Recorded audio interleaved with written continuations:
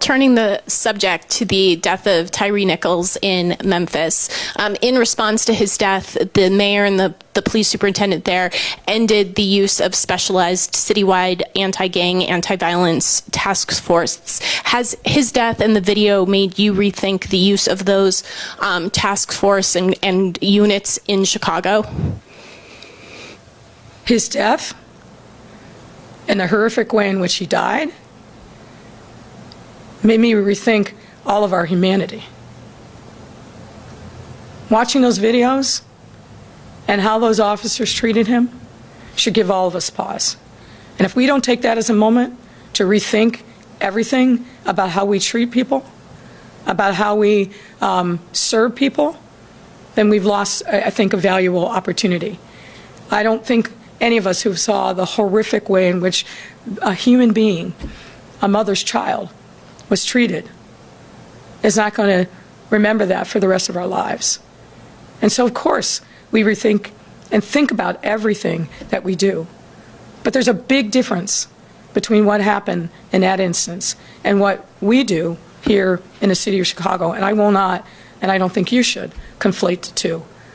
We have to take this moment as an opportunity to think about how we, as human beings, can see each other and value the sanctity of life. Because what I saw was people who didn't value and see Tyre Nichols as a human being deserving of respect, deserving of his humanity, his right as a human being. And I hope and believe that justice will be served. Those officers should be held accountable to the fullest extent of the law. Certainly one of the questions I have is where in the world were the supervisors? That's the supervisor's responsibility, and they should not skate on this. They should also be held accountable. We saw bystander officers come into the scene as well. What were they doing, and why did they not intervene? It gives us, I think, an important opportunity to really lean into what our values are as a city, as human beings, making sure that our police department understands what their responsibilities are and that they have to view the residents of this city with respect, because each and every one of us are deserving of respect. That's what I think about.